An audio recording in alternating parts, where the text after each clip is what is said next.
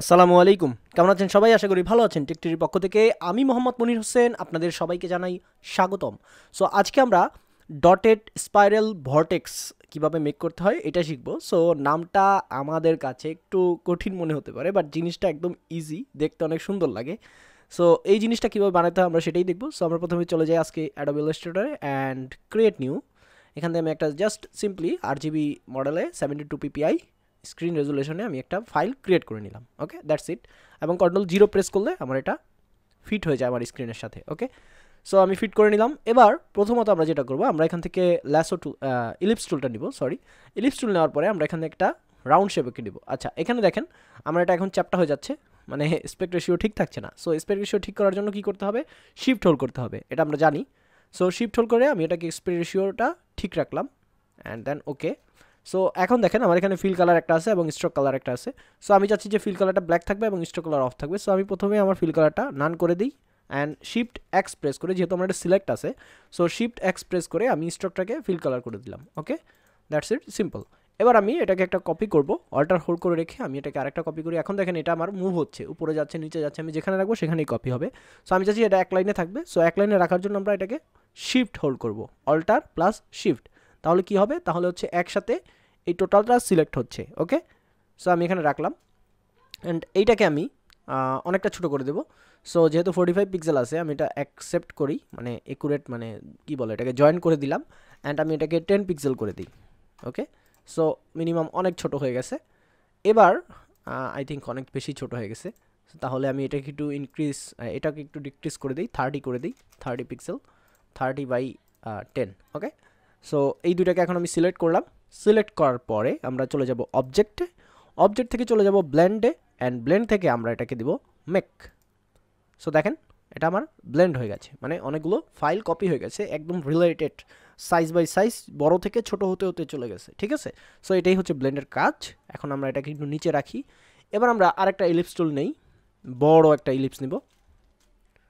ওকে, so বড় একটা ellipse নিলাম অ্যান্ড এইটাকে আমি এখন স্ট্রোক করে দেবো, শিফট এক্স। আমরা জানি শিফট এক্স প্রেস করলে আমরা ফিল থেকে স্ট্রোক করতে পারি, স্ট্রোক থেকে ফিল করতে পারি, যেটা হচ্ছে এই যে এই অপশনটা, যেটা হচ্ছে চেঞ্জ করে দেয় সব কিছু।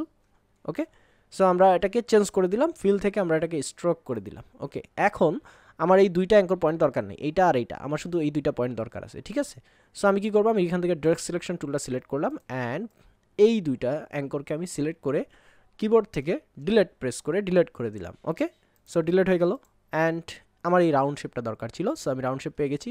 এবার আমি এটাকে একটু ইনক্রিজ করে নিই। ওকে, দ্যাটস ইট, দেখতে সুন্দর লাগতেছে, অনেক সুন্দর। ওকে, সো নাও আমি এই দুটোকে একসাথে সিলেক্ট করব, সিলেক্ট হয়ে গেল। সেইমভাবে আমরা এখন চলে যাব অবজেক্টে, অবজেক্ট থেকে চলে যাব blend and replace spin. Okay, so আমরা এটাকে সিলেক্ট করে দিই।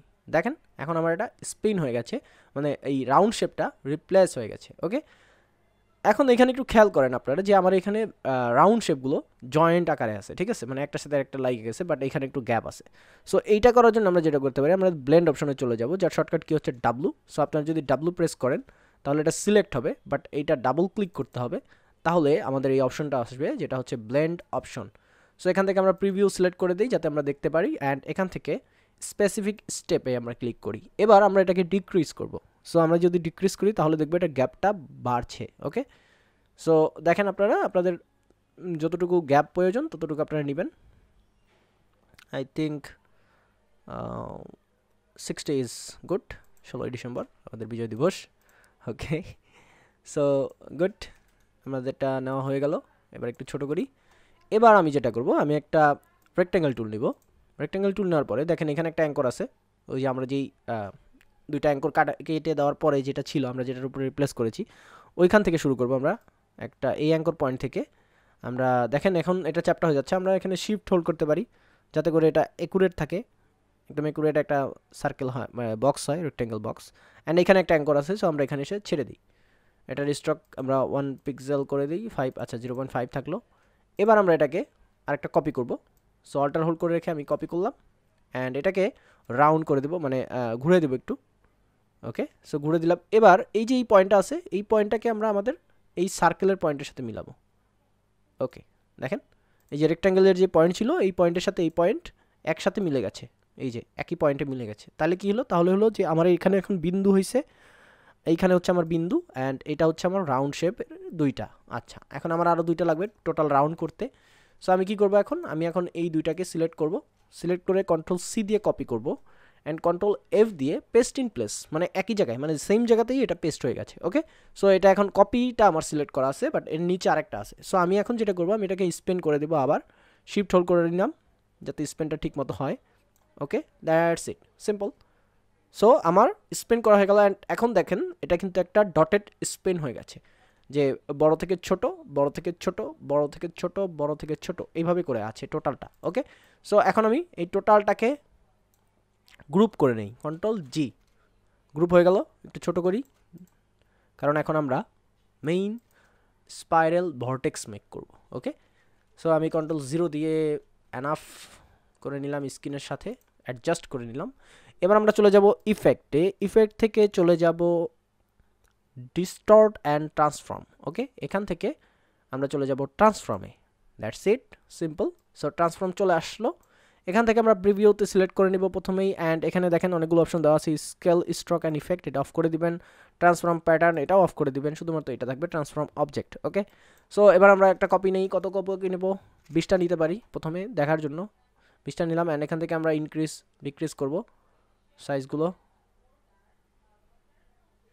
ওকে, সরি, তো কেন হচ্ছে না? কারণ হচ্ছে আমরা এটাকে সিলেক্টই করিনি। সো প্রথমে এটা সিলেক্ট করতে হবে, অ্যান্ড দেন ইফেক্ট থেকে আমরা চলে যাব distort and transform, and then হচ্ছে ট্রান্সফর্ম। সো ট্রান্সফর্ম চলে আসছে, সেম যেটা বলেছিলাম যে ওই দুটো অফ থাকবে। প্রিভিউ সিলেক্ট করব, এখান থেকে কপি আমরা দিব 30 দিলাম। এবার আমরা ডিক্রিজ করি, ওকে 30 পিস। আমরা যদি এবার এটাকে ছোট বড় করি, 90 করলাম, এটাকেও 89, 89। ওকে, সো দ্যাটস ইট, সুন্দর। এখন কিন্তু মানে অন্যরকম একটা ডিজাইন হয়ে গেল, অ্যান্ড আমরা যদি অ্যাঙ্গেলটাকে একটু মুভ করে দিই তাহলে আরও সুন্দর ডিজাইন হয়ে যাবে। দেখেন, it's a genius thing. Okay, so আমি 60 ডিগ্রি অ্যাঙ্গেল করি, that's it, hit okay. This is call dotted spiral vortex. So এই ট্রিক্সটা যারা না জানে, আপনি তাদের সাথে চাইলে শেয়ার করতে পারেন, যাতে তারা শিখতে পারে যে খুব সহজেই কীভাবে ডটেড স্পাইরাল ভর্টেক্স মেক করা যায়। ওকে, সো আশা করি আপনারা বুঝতে পেরেছেন যে কীভাবে স্পাইরাল ডটেড ভর্টেক্স মেক করতে পারেন। সো আজকের ভিডিও এই পর্যন্তই। যারা নতুন তারা অবশ্যই সাবস্ক্রাইব করবেন এবং পাশে থাকা বেল আইকনটি প্রেস করে দিবেন, আর যারা পুরাতন তারা অবশ্যই লাইক কমেন্ট শেয়ার করবেন। নেক্সট ভিডিওতে দেখা হবে, ততদিন পর্যন্ত সবাই ভালো থাকুন, সুস্থ থাকুন, আল্লাহ হাফেজ, আসসালামু আলাইকুম।